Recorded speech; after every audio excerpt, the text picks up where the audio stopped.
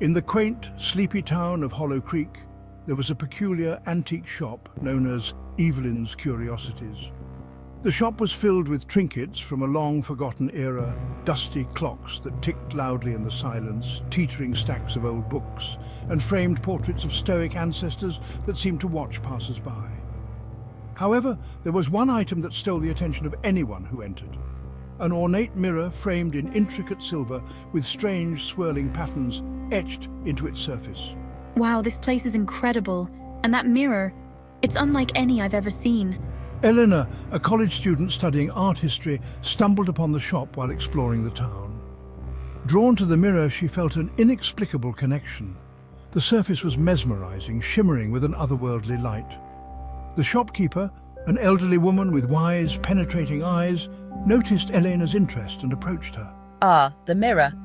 It has a story, a very old and tragic one. Many who gaze into it see things they wish they hadn't.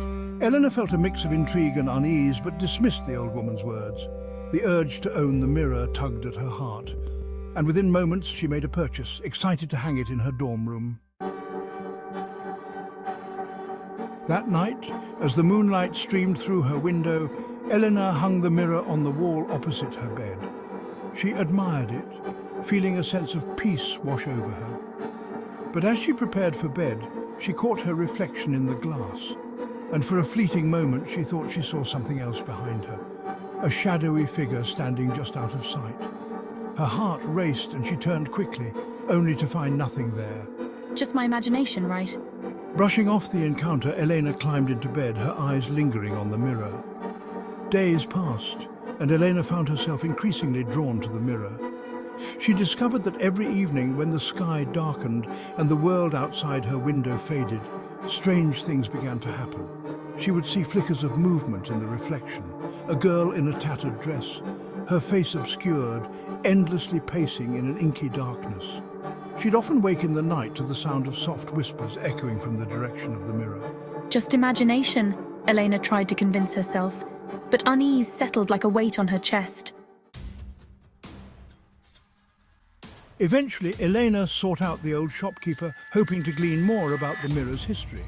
As she entered the store, the woman seemed to expect her, her expression serious. You should have been more cautious, my dear. The mirror does not show mere reflections. It reveals the souls trapped within. What do you mean? The mirror once belonged to a girl named Isolde. She was a talented artist who vanished under mysterious circumstances. Her despair clung to the glass, and now it traps her spirit. Those who gaze into it may be lured by her sorrow. Back in her dorm, a shiver ran down Eleanor's spine. That night, she found herself ensnared by the mirror again.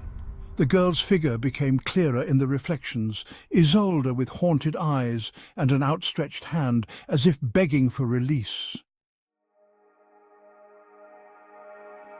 Part 4. The Descent. Eleanor became obsessed, yearning to understand the anguish reflected in Isolde's eyes. Each night she spent hours gazing into the mirror, traversing the fog of Isolde's sorrow, drowning in whispers that filled her thoughts. Was this art? Was this a discussion of souls? Or had she ventured too deep? One night, driven by a mix of compassion and desperation, Eleanor reached out, her fingers brushing against the cold surface of the mirror. In that moment, the room spun violently, and she felt herself being pulled into the shard of glass. Heart pounding, she tumbled through a void, landing in a dark, unfamiliar space. Part 5. The Wretched Realm. Part 5. The Memories Maze. Elena's surroundings began to blur as she was engulfed by the swirling mist of Isolde's memories. She felt herself being pulled deeper, her senses overwhelmed by the vivid colors and emotions of a past long gone. Elena landed in a bright, sunlit studio, filled with vibrant hues and the unmistakable scent of fresh paint.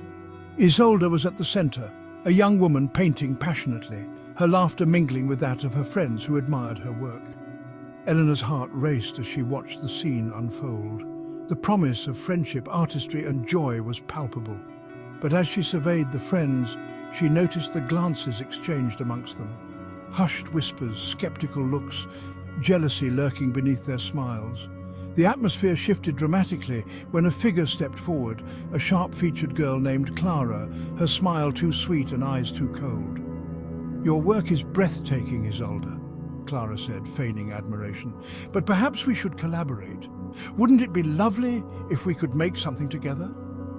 Elena's pulse quickened, sensing the danger in Clara's words, which dripped with insincerity. "The paintings you create are exquisite, but imagine the acclaim if we presented them as a duo. You wouldn't mind sharing the spotlight, would you?"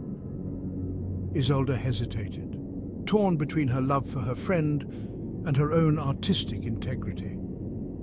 Days passed in the memory, and the situation grew darker. Clara began to manipulate Isolde, subtly stealing ideas and claiming credit for the artwork that poured from Isolde's soul. Elena gasped as she witnessed the pivotal moment. Clara unveiled a painting at a gala, passing it off as her own. The applause echoed through the room, drowning Isolde's cries of despair. No one believed her when she tried to reclaim her art, her voice silenced by the frenzy and excitement surrounding Clara. The memory faded, and Elena found herself back in the murky darkness. Isolde looked at her with profound sadness and understanding. "Now you know the truth," she whispered. But the betrayal went deeper. Clara wasn't alone. Others joined her out of envy, and I was left alone in that moment of despair. Elena's resolve strengthened. "I will expose the truth," she vowed. "We'll gather the evidence, your artworks, and the accounts of those who witnessed the betrayal. With your story, the world will see Clara for who she truly is. You deserve justice. You would do that for me?"